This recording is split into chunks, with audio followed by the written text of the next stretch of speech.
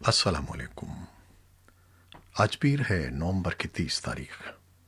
پاکستان میں عصر شام کے 7، بھارت میں 7:30، اور یہاں ہمارے اسٹوڈیوز کی گھڑیوں میں صبح کے 9 بج رہے ہیں۔ وائس آف امریکہ واشنگٹن کی اردو سروس سے میں ہوں خالد حمید، خبروں کے ایک بلیٹن کے ساتھ۔ افغان وزارت دفاع نے ایک بیان میں یہ دعویٰ کیا ہے کہ اتوار کے روز غزنی میں ہونے والے افغان خصوصی فوجوں پر حملے کا منصوبہ ساز گزشتہ رات اپنے 7 جنگجوؤں کے ہمراہ مارا گیا ہے۔ بیان میں کہا گیا ہے کہ حمزہ وزیرستانی اور اس کے 7 جنگجو غزنی صوبے کے گیرو ضلع میں ہلاک ہوئے۔ غزنی صوبے کے گورنر کے ایک ترجمان وحید اللہ جمعہ زادہ نے تصدیق کی کہ حمزہ وزیرستانی اور اس کے 7 جنگجو گزشتہ رات گیرو میں ایک فضائی حملے میں مارے گئے۔ اس سے پہلے کی خبروں میں بتایا گیا تھا کہ اتوار کے روز غزنی میں افغان فوجی اڈے پر ایک کار بم دھماکے میں 30 افراد ہلاک اور 24 دیگر زخمی ہو گئے تھے۔ صوبائی حکام کا کہنا تھا کہ حملے کا شکار تمام افراد افغان فوج کے سیکیورٹی اہلکار تھے۔ افغانستان کے ایک اور صوبے زابل میں صوبائی کونسل کے سربراہ عطا جان حق بیان کو نشانہ بنانے کی کوشش کی گئی ہے۔ حکام نے اس بم حملے میں ایک شخص کے ہلاک جبکہ 23 کے زخمی ہونے کی تصدیق کی ہے۔ حملے میں عطا جان حق بیان معمولی زخمی ہوئے۔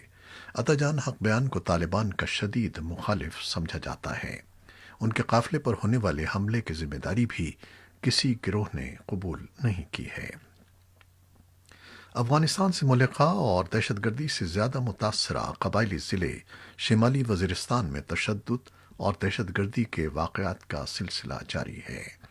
تشدد کی تازہ ترین واردات میں سوموار کے روز شمالی وزیرستان کے دوسرے بڑے قصبے میر علی میں 4 سرکردہ قبائلی رہنماؤں کو گھات لگا کر قتل کر دیا گیا۔ چاروں قبائلی رہنماؤں کو قتل کرنے کے بعد نامعلوم حملہ آور فرار ہونے میں کامیاب ہو گئے۔ تشدد، دہشت گردی اور قتل کی لگاتار وارداتوں نے مقامی لوگوں کو پریشان کر دیا ہے۔ حکومتی عہدیداروں کا کہنا ہے کہ امن و امان قائم رکھنے کے لیے قانون نافذ کرنے والے اداروں کو ہدایات جاری کر دی گئی ہیں۔ افغان صدارتی محل کے ترجمان صدیق صدیقی نے تصدیق کی ہے کہ افغان حکومت اور طالبان کی مذاکراتی ٹیموں کے درمیان امن بات چیت کے طریقہ کار سے متعلق 21 نکات پر سمجھوتہ طے پا گیا ہے، تاہم بعض امور پر اتفاق رائے ہونا ابھی باقی ہے۔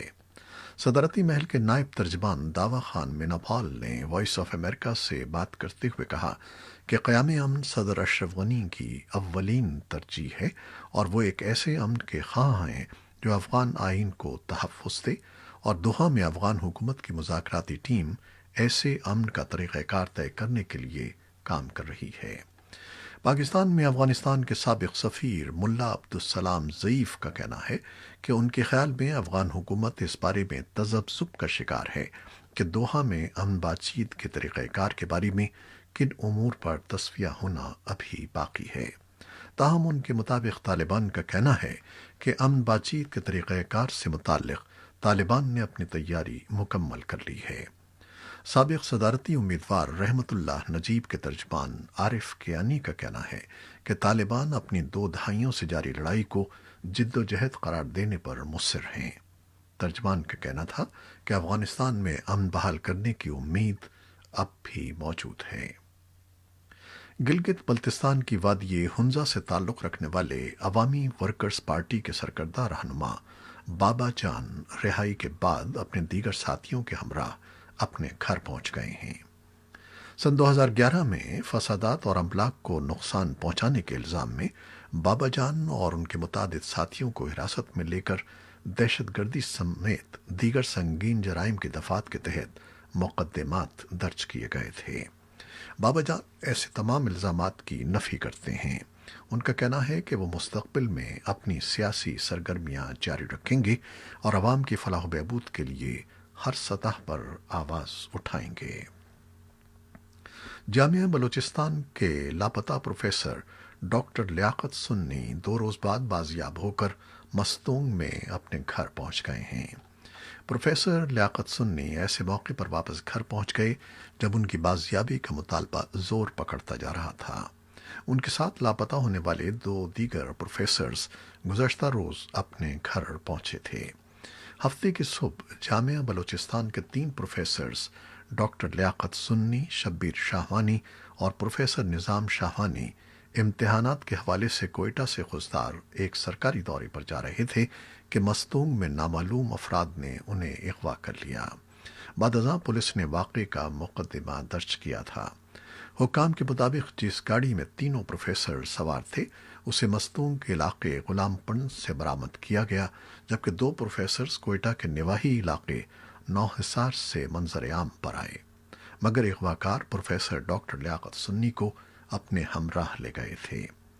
بازیاب ہونے والے ایک پروفیسر شبیر شاہوانی نے صحافیوں کو بتایا کہ ہفتے کی صبح 6 بجے ہم تینوں پروفیسرز خضدار روانہ ہوئے تو کوئٹہ کراچی شاہراہ پر مستونگ کے قریب پہنچے ہی تھے کہ مسلح افراد نے ہماری گاڑی کو روک کر اپنی گاڑی میں بیٹھا دیا۔ انہوں نے کہا کہ ہمیں اس بات کا کوئی اندازہ نہیں کہ اغوا کار کون تھے۔ بھارتی پارلیمنٹ کے ذریعے منظور کردہ حالیہ زرعی قوانین کے خلاف کسانوں کا احتجاج 5ویں دن میں داخل ہو گیا ہے۔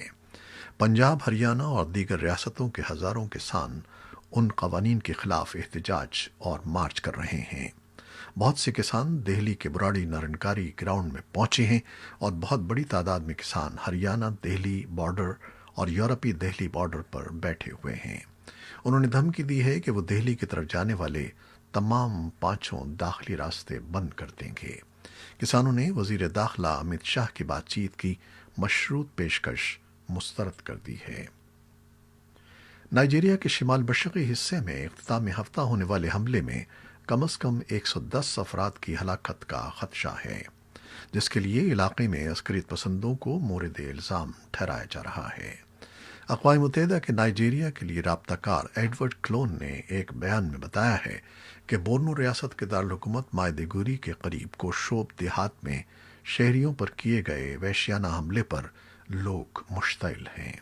کلون نے کہا کہ کم از کم 110 افراد کو بے رحمی سے ہلاک کر دیا گیا، جبکہ متعدد زخمی ہوئے۔ انہوں نے مزید کہا کہ اس برس یہ شہریوں پر کیا گیا انتہائی وحشیانہ حملہ ہے۔ انہوں نے اس گھناؤنے جرم کے ذمہ داروں کو کیفر کردار تک پہنچانے پر زور دیا ہے۔ اقوام متحدہ کے سیکریٹری جنرل اینتونیو گوتریس کے ترجمان نے اتوار کو دیے گئے ایک بیان میں کوشوب دیہات پر چاول کے کاشتکاروں پر اس خوفناک حملے کی شدید مذمت کی ہے۔ گوتریس نے ملک میں دہشت گردی اور انتہا پسندی کے خلاف حکومت کی حمایت کے لیے ادارے کی وابستگی کا اعادہ کیا۔ ان حملوں کی ذمہ داری ابھی تک کسی شدت پسند گروہ یا تنظیم نے قبول نہیں کی ہے، البتہ ماضی میں اسی طرح کے حملے عسکریت پسند تنظیم بوکو حرام یا شدت پسند گروہ داعش نے کیے ہیں۔ یہ دونوں شدت پسند تنظیمیں اس خطے میں متحرک ہیں، جہاں مذہبی شدت پسند جنگجو گزشتہ دہائی میں کم از کم 30,000 افراد کو ہلاک کر چکے ہیں۔ نائجیریا کے صدر محمد بحاری نے ہلاکتوں کی مذمت کرتے ہوئے کہا ہے کہ اس واقعے سے پورے ملک کو صدمہ پہنچا ہے۔ امریکہ کے نومنتخب صدر جو بائیڈن کو آج پیر کے روز پہلی پریزیڈنٹ ڈیلی بریف دی جا رہی ہے، جس کے تحت ان کی رسائی قومی سلامتی کے امور پر انٹیلیجنس کی تیار کردہ رپورٹس تک ہوگی۔ بائیڈن اور نومنتخب صدر کاملا ہیرس سے توقع ہے کہ وہ آج اپنی انتظامیہ کے اقتصادی شعبے میں اعلیٰ سطح کے عہدوں پر نامزدگی کریں گے۔ اس سے پہلے امریکہ کے نومنتخب صدر نے اپنی کمیونیکیشن ٹیم میں تمام عہدوں کے لیے خواتین کو نامزد کیا ہے۔ جو بائیڈن کی کابینہ میں وزیر خارجہ، وزیر تجارت اور نیشنل سیکیورٹی ٹیم کے لیے نام سامنے آ چکے ہیں۔ اینٹونی بلنکن کو وزیر خارجہ، الہاندرو مایورکاس کو وزیر داخلہ، جیک سلیون کو مشیر برائے قومی سلامتی اور ایورل ہینس کو نیشنل انٹیلیجنس کا ڈائریکٹر نامزد کیا گیا ہے۔ امریکہ میں متعدد بیماریوں کی روک تھام اور کنٹرول کے قومی مرکز کے ڈائریکٹر اور اعلیٰ ترین طبی مشیر ڈاکٹر اینتھونی فاؤچی نے خبردار کیا ہے کہ امریکہ میں کرونا وائرس کی نئی لہر شدت سے حملہ آور ہو سکتی ہے۔ ABC टेलीविजन को इंटरव्यू देते हुए उन्होंने कहा कि कोरोना वायरस के खिलाफ फौरी कामयाबी का कोई इम्कान नहीं है और थैंक्स गिविंग त्यौहार की छुट्टी के बाद उसके दोबारा सर उठाने का कवी इम्कान मौजूद है। व्हाइट हाउस में corona virus response coordinator doctor Debra BRICS ने भी CBC टेलीविजन से बात करते हुए खदशा जाहिर किया कि थैंक्स गिविंग के मौके पर सफ़र करने वाले बहुत से अफराद मुमकिन तौर पर कोरोना वायरस से मुतासर हुए होंगे और उन्हें आइंदा हफ्ते के दौरान कोरोना वायरस का टेस्ट करा लेना चाहिए। जॉन हॉपकिंस यूनिवर्सिटी के आदाद शुमार के मुताबिक इस वक्त दुनिया भर में कोविड-19 के 6 करोड़ 27 लाख केसेस मौजूद हैं, जिनमें से 1 करोड़ 33 लाख केसेस अमेरिका में हैं। भारत और ब्राज़ील बितरतीब 93 लाख और 63,000 केसेस के साथ दूसरे और तीसरे नंबर पर हैं। भारत में गुज़श्ता 24 घंटों के दौरान 42,000 नए केसेस की निशानदेही की गई है। आलमी इदारे सेहत ने आज पीर के रोज़ खबरदार किया है कि अफ्रीका में कोरोना वायरस वबा के दौरान सेहत के निज़ाम पर पड़ने वाले बोझ के बायस कोविड-19 के मुकाबले में मलेरिया से होने वाली अमवात के बढ़ जाने का इम्कान है। कोरोना वायरस से बचाव की वैक्सीन के मैसर होने के बावजूद मूजी मरज के खिलाफ जंग में टेस्टिंग की अहमियत बरकरार रहेगी। इस बात पर जोर देते हुए आलमी इदारे सेहत WHO ने कहा है कि अब टेस्टिंग दुनिया भर में आम हो चुकी है और ये कोरोना वायरस की रोकथाम के लिए एक अहम हथियार की मानद है।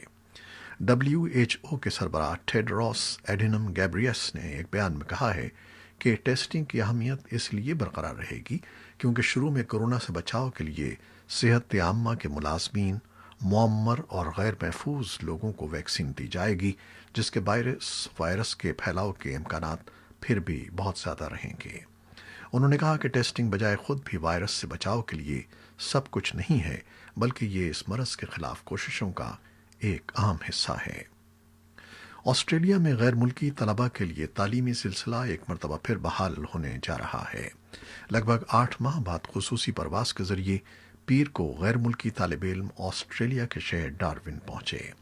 ऑस्ट्रेलिया में कोरोना वायरस की रोकथाम के सिलसिले में सरहदों की बंदिश के बायस आला तालीम के शोबे को शदीद नुकसान पहुंचा है।